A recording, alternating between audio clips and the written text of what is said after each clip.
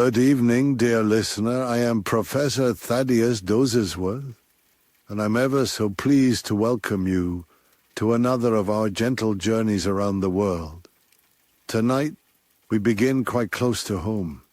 Nestled amidst rolling hills, windswept coasts, and ancient cathedrals, lies a land both grand and understated, a realm of misty mornings, afternoon tea, and centuries of history. So I invite you now to settle in, breathe slowly, and let us embark together on this quiet voyage through the British Isles. With every word, may you drift further into slumber as we uncover the sleepy charm of this island nation I call home. Imagine yourself stepping out onto a narrow country lane, where the air smells faintly of damp earth and distant rain. A hedge-lined path leads us gently into the heart of the English countryside, where moss creeps over stone walls and the occasional chime of a church bell reminds us that time here is in no great hurry. We shall travel far, you and I, not with our feet but with our minds, guided by quiet curiosity and the soft patter of imagined footsteps upon cobbled streets. From the green hills of Wales to the rugged cliffs of the Scottish coast, from sleepy English villages where nothing much changes, to cathedrals whose stones remember the passing of 1,000 years, we shall visit them all in our own unhurried way. Let your eyes grow heavy now. There is nothing left to do but listen, and float and wander. And so, dear one, let us begin. Do you feel that gentle shift in the air, my dear? As though the very mists themselves have stirred to greet us, drawing back their silken veils to reveal a land so beautifully varied and yet so very familiar, like an old quilt stitched lovingly over centuries. Patches of green and grey, stone and stream, all nestled together under a sky that never quite settles on one shade for long. Let us wander, shall we? Not quickly, no, not at all, but slowly, like clouds meandering across a sleepy moor. As we wander the misty hills, my dear traveller, the light shall dim to darkness in a few moments, leaving only my voice to guide your dreams.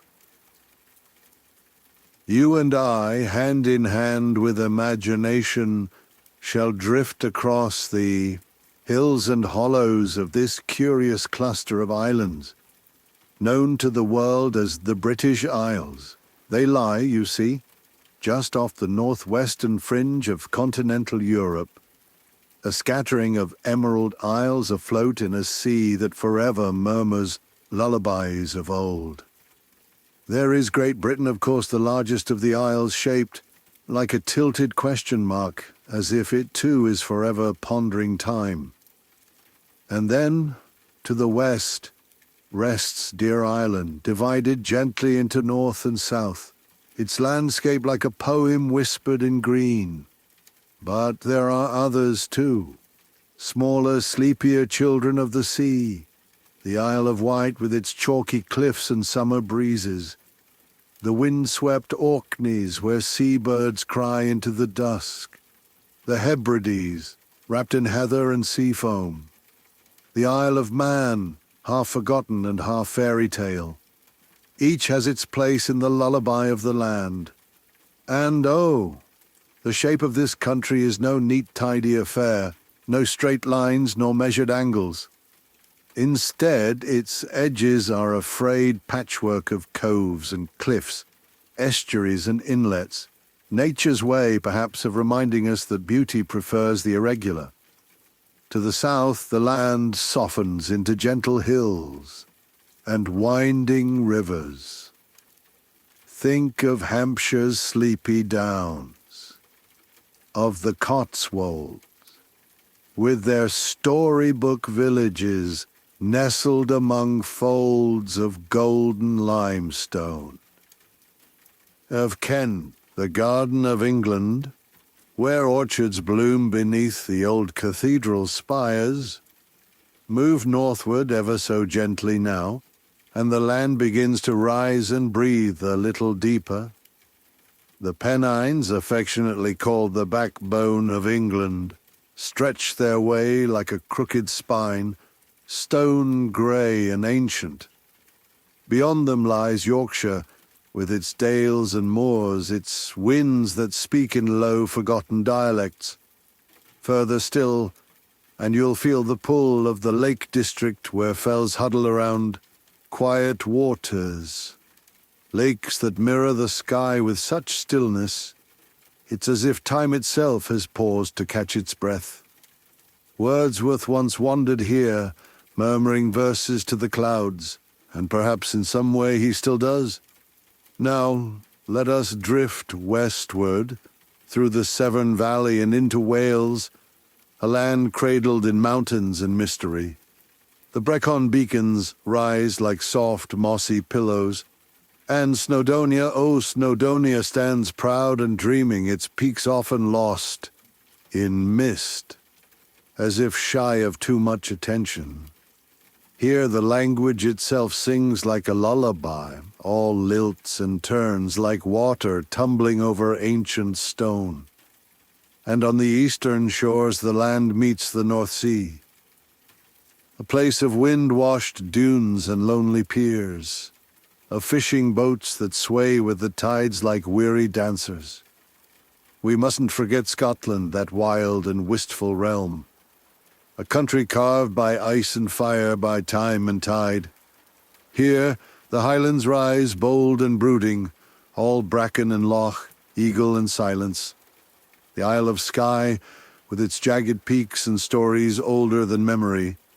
The Cairngorms wrapped in snow and song, and the borders where soft hills whisper secrets to one another over field and forest. And oh, the weather, dear one, how shall I describe it? Well, it is rather like a kindly old uncle who cannot quite make up his mind. One moment he offers you sunshine, warm and golden, like toast by the hearth.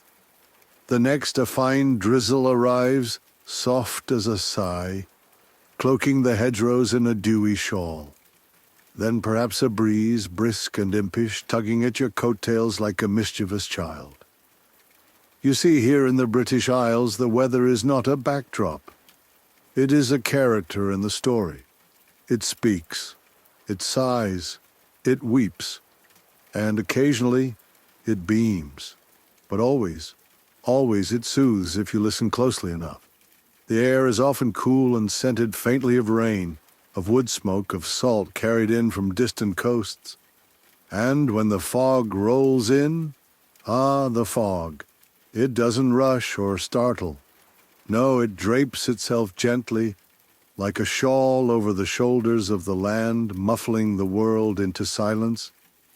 And the light, my dear, the light is a thing of gentle magic. It arrives not in grand declarations, but in subtle whispers.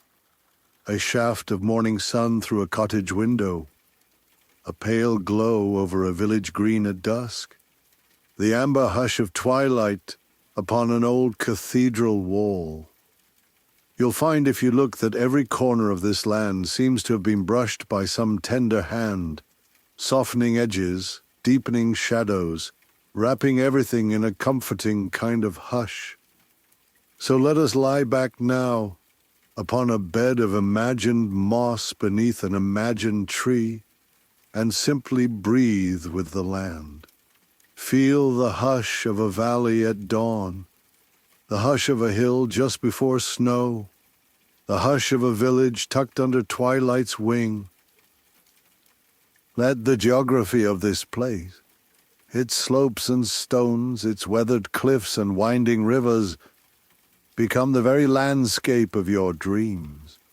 And as your breath slows, and your thoughts float like dandelion seeds upon the breeze, Know that the British Isles are not merely places upon a map.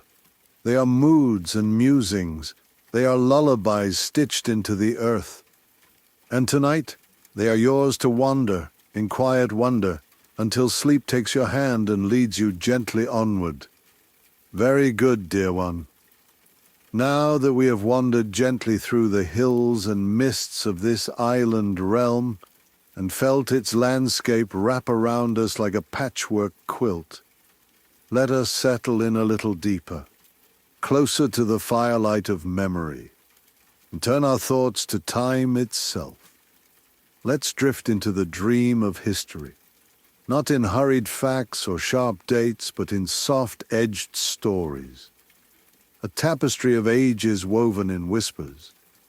Let your eyes grow heavier now as we travel back, far, far back, long ago, before kings and kingdoms, before even the idea of Britain had taken shape in the minds of men. The land breathed quietly beneath wide skies, untouched by cities or scripts. In those ancient days, the people who walked these shores lived close to the rhythm of the earth. They listened to the winds and marked the turning of the stars. They raised great stone circles, mysterious, silent, whose purpose we still wonder at today. Nay, Stonehenge, dear listener, there it stands still on the Salisbury plain, mighty stones in a ring, worn by rain and time, casting long shadows across the grass. No one knows quite why they built it. A temple, perhaps, a calendar, a whisper to the heavens. But even now it seems to hum with the old, old magic of the earth. There were druids then, robed in white, it is said, keepers of sacred groves and secrets. They watched the seasons, healed with herbs, and sang to the trees. The land was wild and wide. Forests stretched like oceans, wolves roamed, great bears too, and the people, though fewer in number, lived in quiet partnership with the land, shaping it gently as one might shape soft clay. But time moves, as it always must. And soon other footsteps echoed along the coasts. The Romans came, proud and disciplined, their sandals clinking upon new-forged roads. They brought with them the shape of empire, aqueducts and amphitheaters, stone forts and Latin scrolls. They built walls, like Hadrian's up in the north, to mark where their world ended and the wild began. Their towns too took root: Londinium, Eboracum, Aquisulas, which we now call Bath. And in those places they bathed in warm springs, worshipped strange gods, and left behind coins and statues and the bones of their ambitions. But even empires fade, dear one. The Romans withdrew. In their place came others, the Angles, the Saxons, the Jutes, tribes from across the sea. They brought with them new tongues, new customs, and stories spun around hearth fires. It was a time of shifting loyalties, of village chiefs and wandering monks, of carved wooden halls where mead flowed and old songs were sung. And then, from the cold mist of the north, came the Vikings, fierce and fleet, in ships with dragon heads. They raided and settled, clashed and mingled, leaving behind names that still dot our maps: Grimsby, Whitby, Derby, Scarborough. Ah, how the land changed with each tide of newcomers. And yet beneath it all the soil remembered. Soon came the Normans sailing from France beneath banners stitched with lions and lilies. In 1066, William the Conqueror claimed the crown, and with him arrived stone castles, strict laws, and the great Domesday Book, a record of all the land and its riches. You can still feel the Norman presence in those tall keeps and mighty walls, built not just to shelter, but to awe. Towering above sleepy villages, their silhouettes touched the sky like the bones of long-forgotten giants. The Middle Ages followed, slow and shadowy. Life was hard, but not without beauty. Cathedrals rose, soaring with stained glass and the smell of incense. Monks copied texts by candlelight. Pilgrims walked muddy roads toward Canterbury. And all the while, the people tilled the soil, baked their bread, and told stories on winter nights, while the wind curled around their cottages like a curious cat. There were dark days, too. The Black Death swept through towns and villages like a sorrowful whisper.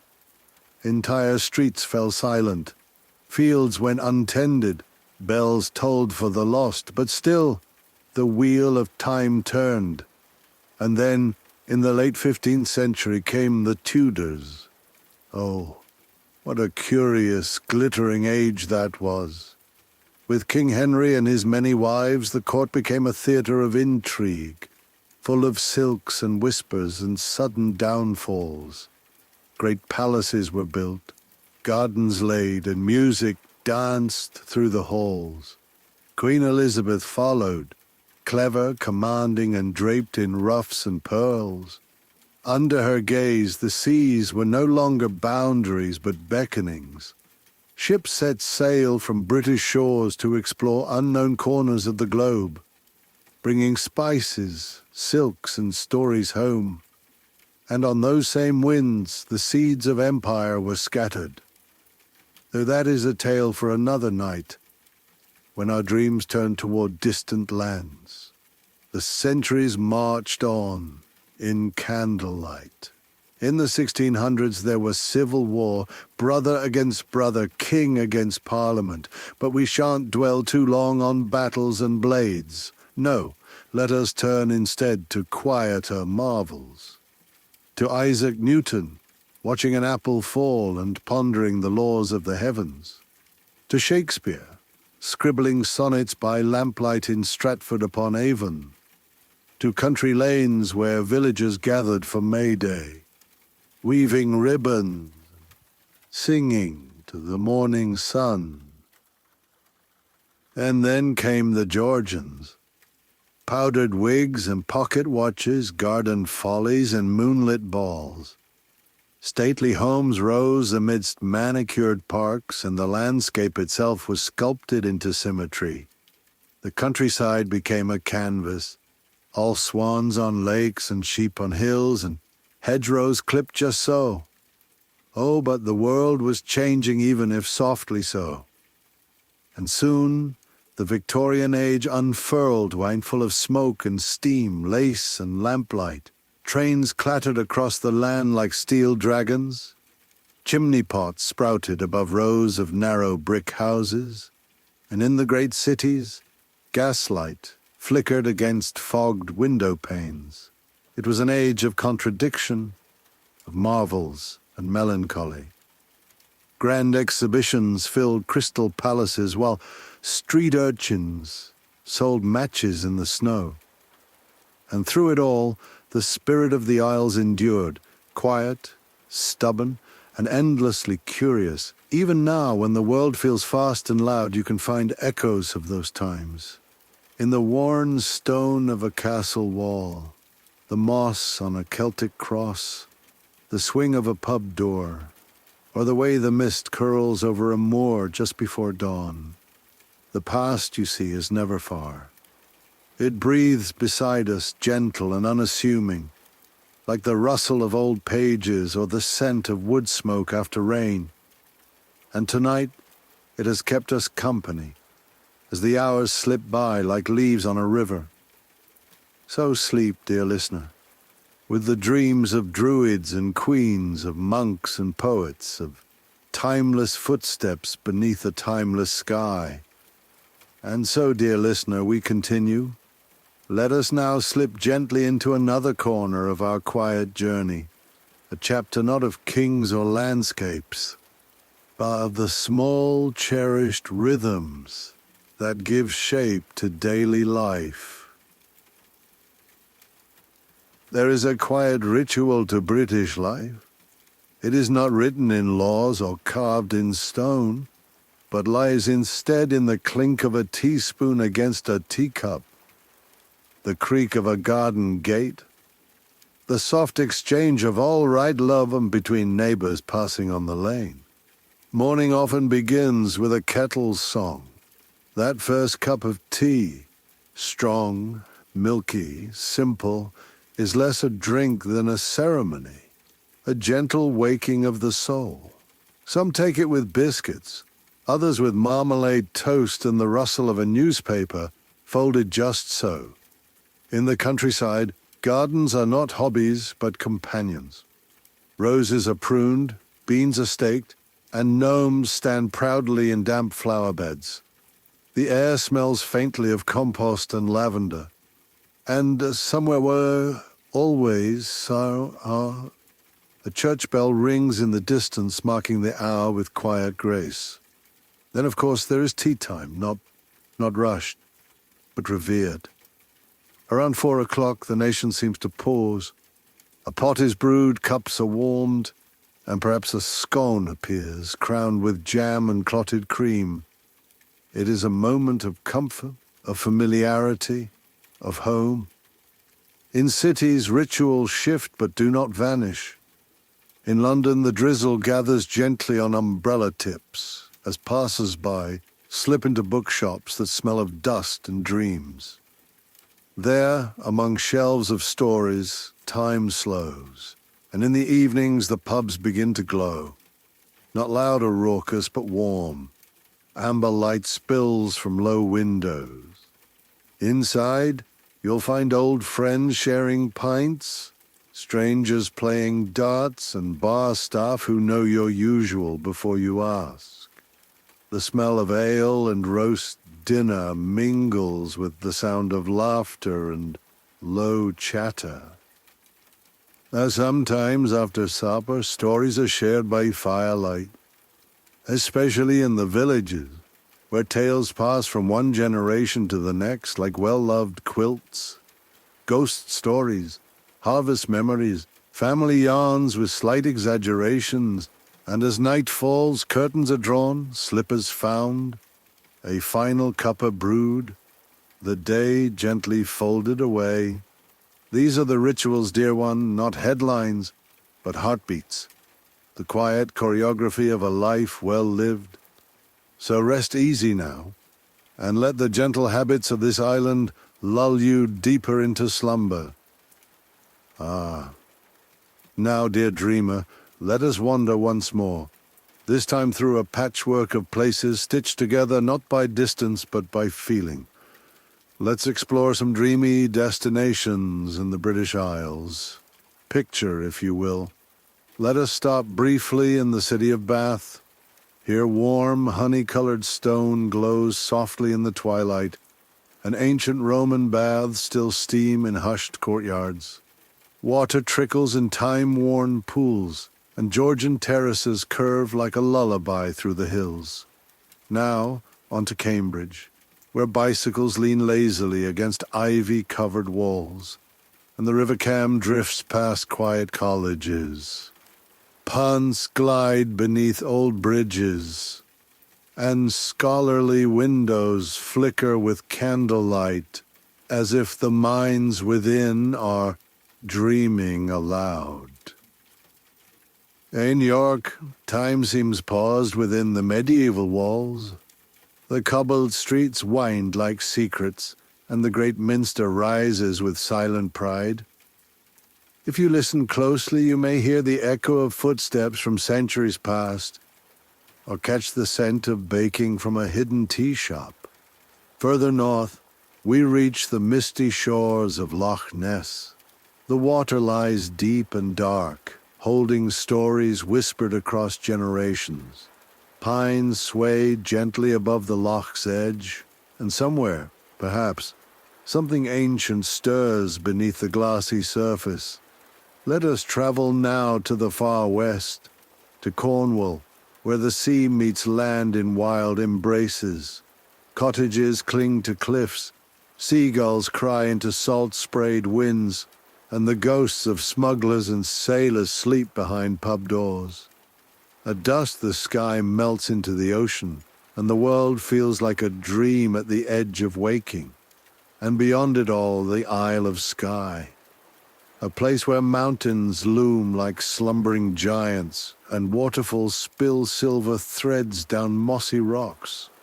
The roads are narrow, the skies vast, and at night the stars feel near enough to touch.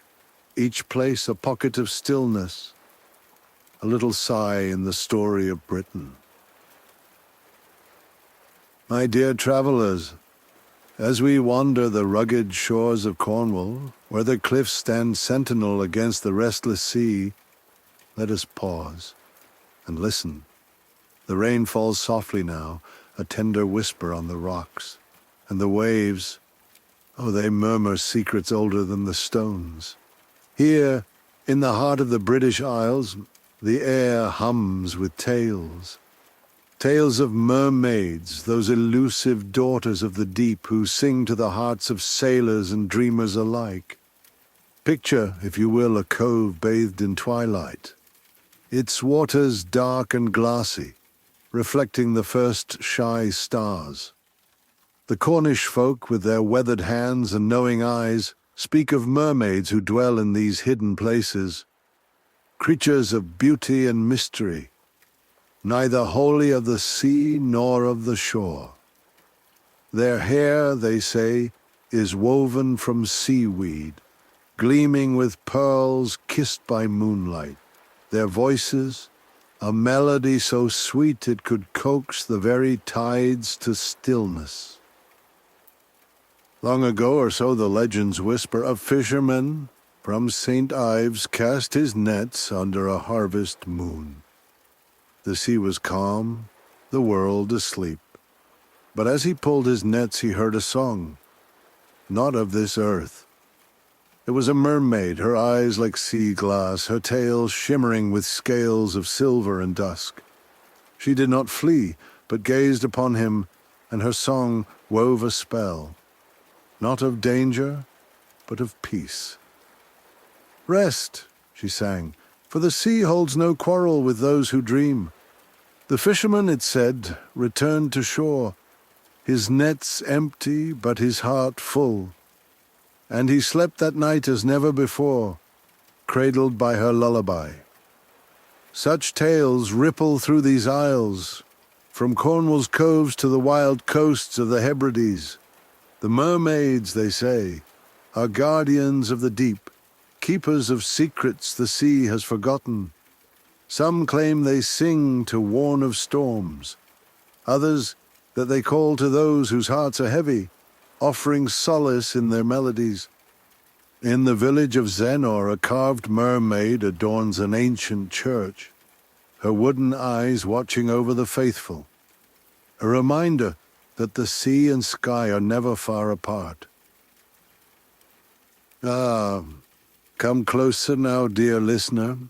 Draw your blanket just a little tighter around your shoulders, for the night has deepened, and with it the air seems thick with something older than time, something that stirs softly in the stories of old. Tonight we slip into the realm of dragons. Yes, dragons. Not the thunderous beasts of faraway lands, but the kind that curl themselves into the roots of hills, that slumber beneath castle ruins, that flicker like shadows at the edge of legend here, in the British Isles. Dragons of the Isles. You see, Britain is a land heavy with myth. Its very soil hums with tales, and none so enduring, so mysterious, as those of dragons. In the quiet valleys of Wales, where the mountains rise like ancient guardians, there lives a legend so old it breathes in every breeze.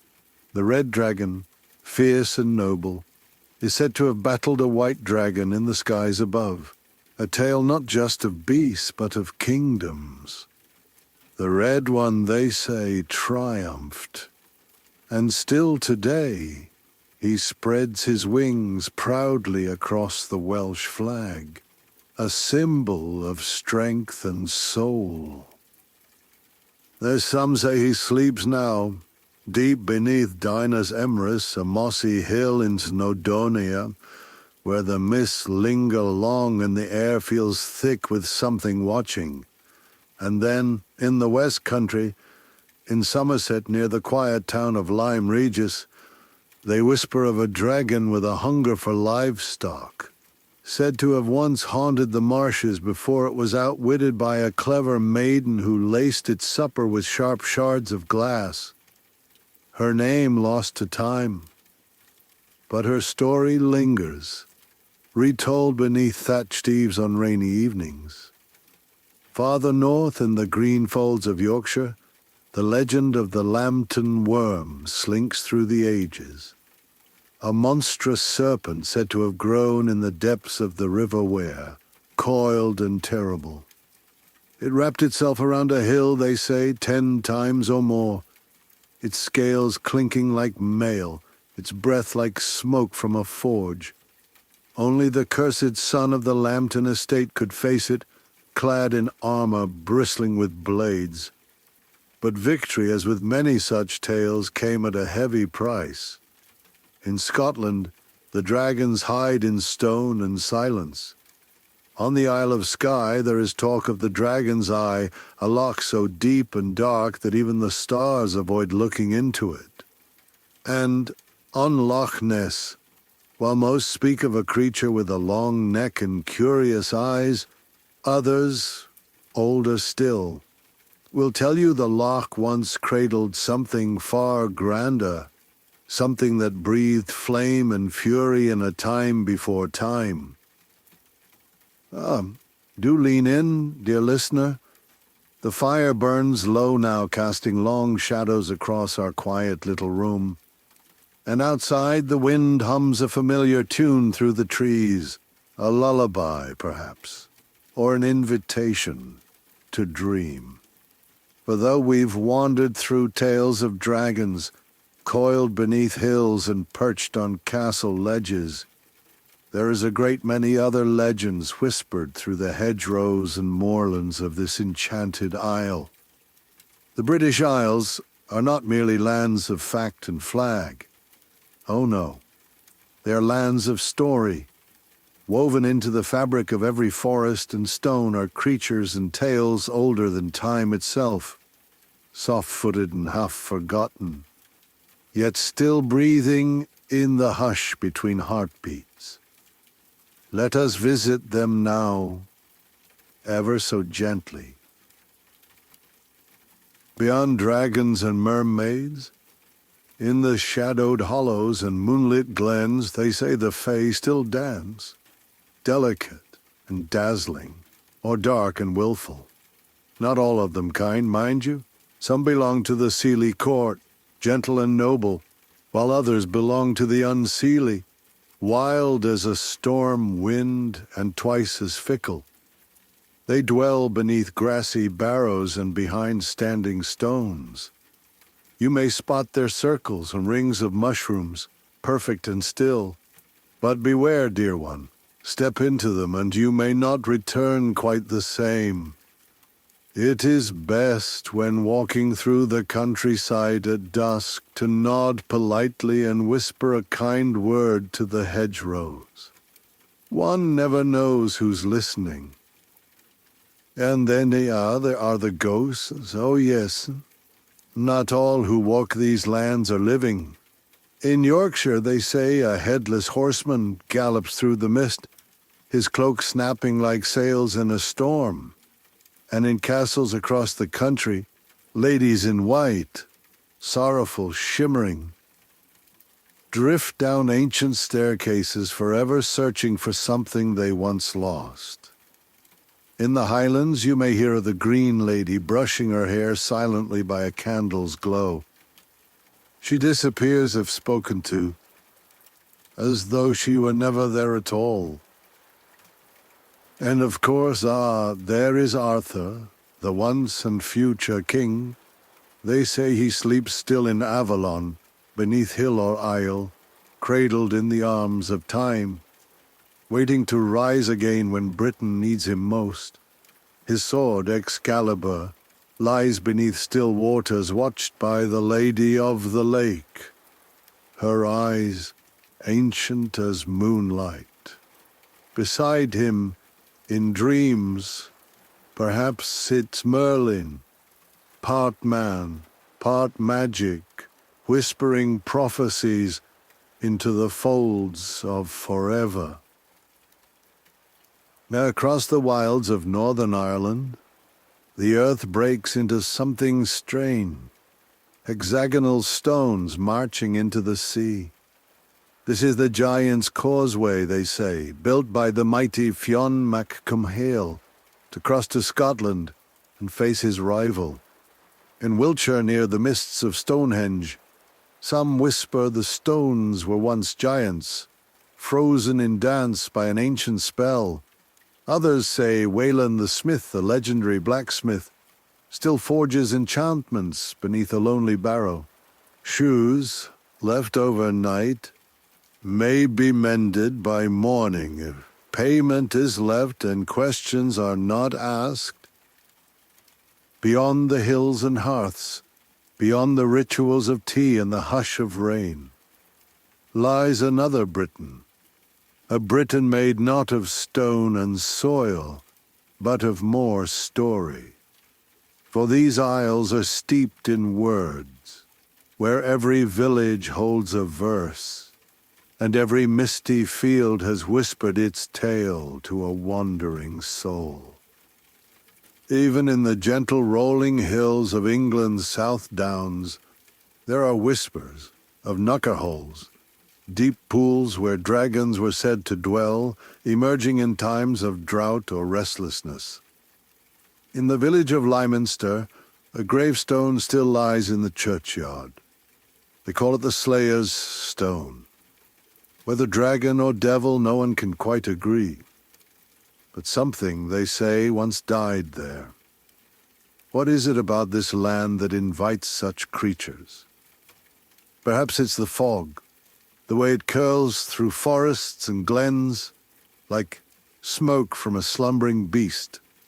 Or the hills, so round, so ancient, they look as though they might just rise up and breathe. Or perhaps it's simply the stories told and retold by firelight and ink, until they've woven themselves into the fabric of the place. The dragons of the British Isles are not all fire and fury.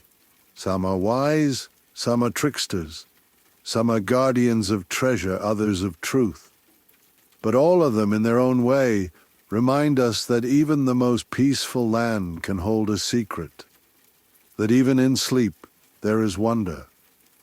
So rest now, dear one, and let your dreams fly low over misty moors, curl beneath ancient arches, and listen for the distant rumble of wings. For who's to say what stirs beneath the hills? There are places, dear one, where the air feels different, thicker somehow with meaning. Glastonbury Tor rising from the mists like something dreamed. Some say it is Avalon itself, Tintagel, windswept and crumbling on the Cornish coast, where waves tell tales of Arthur and ancient love. Or the fairy glen on the Isle of Skye, a landscape too perfect, too soft, too strange to be entirely real. And so you see, these isles are not just green and pleasant. They are wild and wonderful. Quiet, yes, but never empty. There is always a tale rustling in the hedgerows, always a shadow at the edge of the fog. And perhaps, just perhaps, as you close your eyes this night, you may find yourself stepping softly into one of these stories, where the world is older, slower, and far more magical than it ever lets on.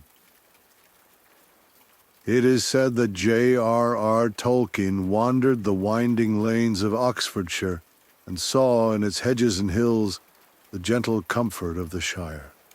Beneath oaks and beside burbling brooks, he imagined hobbit holes and faraway quests, all rooted in the green hush of an English afternoon.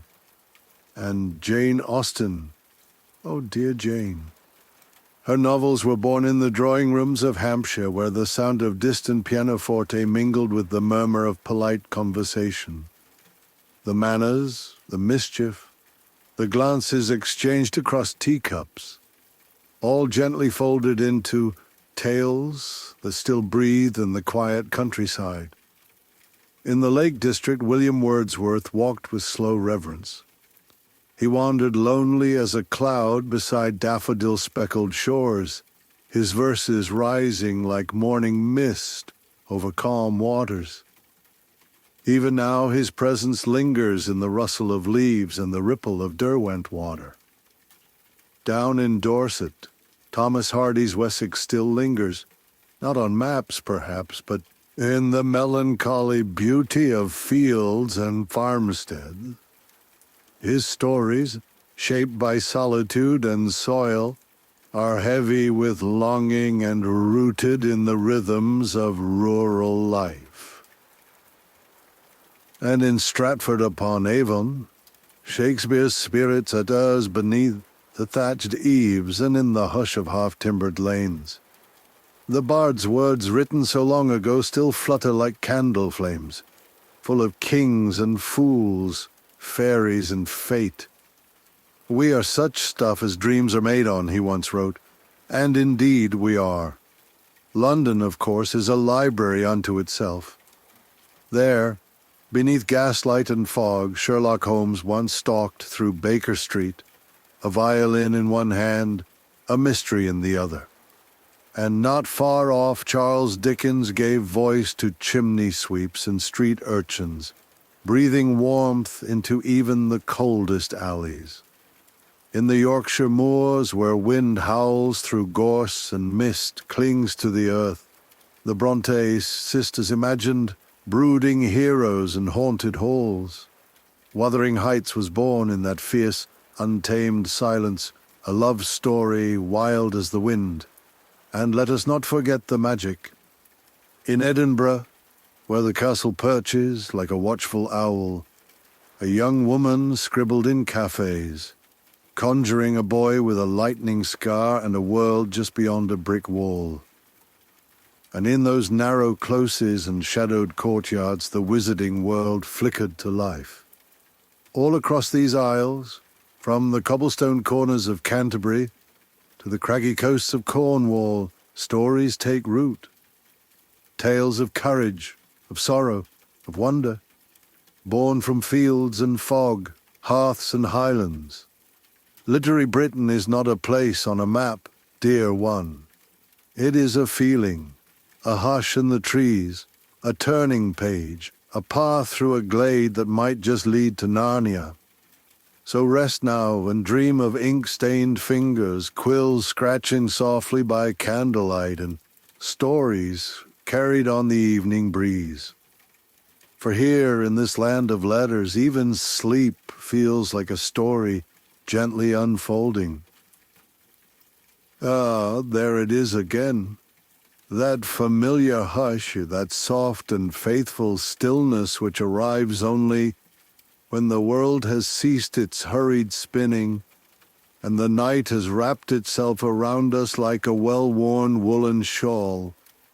You and I, dear listener, have wandered far together across the British Isles, through hedgerows and highlands, across cobblestone lanes and windswept moors.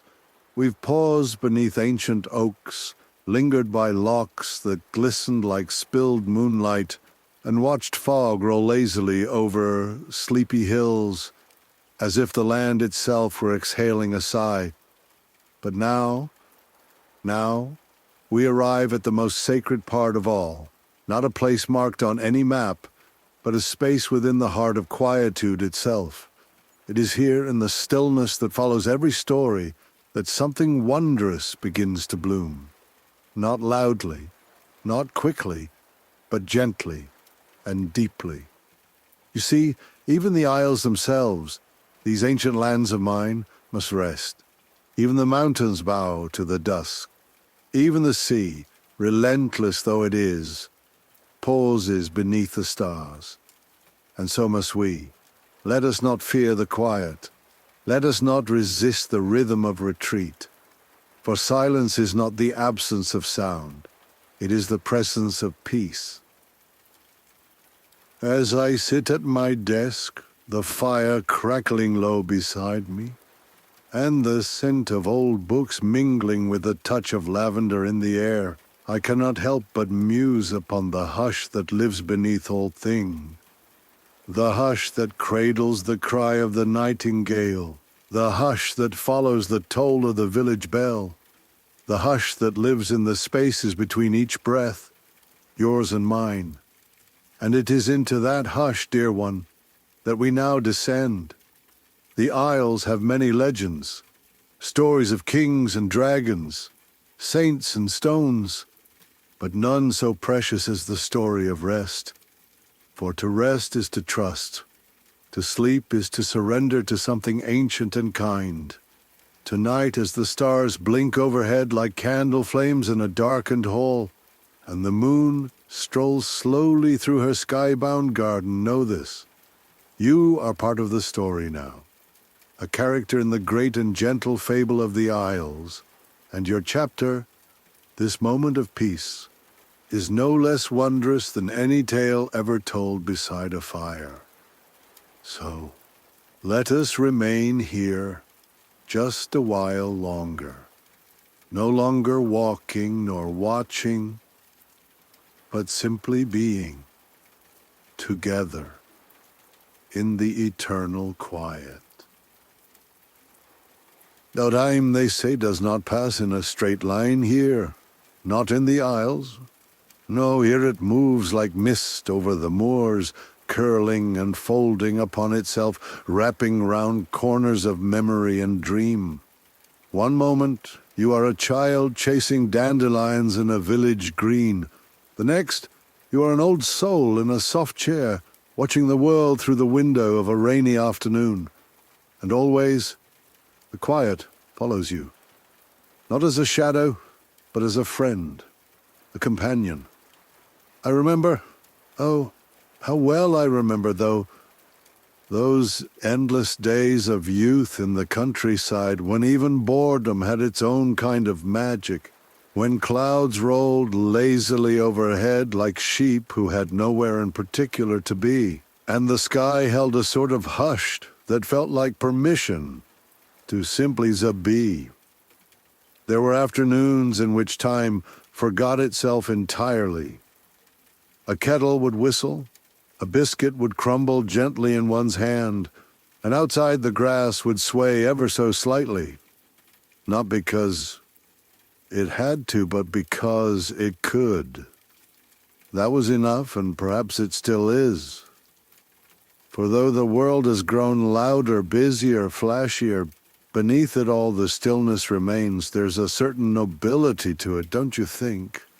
A dignity in quiet, a sort of grace found only in things that need not prove themselves. Much like the old trees in a village square or a worn leather-bound book whose spine carries the weight of generations. Yes, quiet has character, and when we invite it in, truly let it sit beside us like an old friend, we discover how rich silence really is. You may not realize it, dear listener, but even now, the quiet is teaching you. It teaches without voice. It teaches without rush. It teaches that in stillness nothing is demanded and everything is revealed. The rhythm of breath, the soft pulse of your being, the gentle weight of your body upon the bed as if the very earth were holding you close. No lectures, no to-do lists, only being. Mageen now, if you will, the whole of the Isles asleep. The highlands breathe slowly, tucked beneath their cloak of stars. The lowland rivers murmur lullabies to the reeds. The wind, once a proud herald of the day, now hums a gentler tune through moss and stone. Even the great cities, those humming hubs of life and light, grow drowsy. A taxi passes quietly on cobbled lanes, A bakery light flickers out. A cat curls tighter in the crook of a window. All things yield, not from weakness, but from wisdom. For rest is not the opposite of life, it is the completion of it. Every bird must return to its branch. Every wave must return to the sea. And every soul must return. Not just to slumber, but to self. And now, my dear friend, our journey, like all good stories, comes to its close. But oh, not with a full stop. No, no, with an ellipsis. For the isles never truly end, you see. They simply drift off for a while, just as you are drifting now. I shall remain here, in this little corner of the world, my chair warm by the fire, my spectacles resting gently on the bridge of my nose. The globe beside me still turns slowly, marking places both real and imagined. And though you may be far away when next you wake, know that a part of you shall always linger here, in this timeless twilit library of hush and hearth. I shall keep the kettle warm, I shall keep your bookmark in place, and I shall wait for your return quietly, patiently, with all the time in the world. So now, as your eyes grow heavier and the world begins to fade into a gentle blur, allow yourself the gift of surrender. You are safe, you are held, you are home. Sleep, dear listener, sleep deeply, and may the quiet of the isles cradle you through every dream to come. Good night, and good rest forevermore.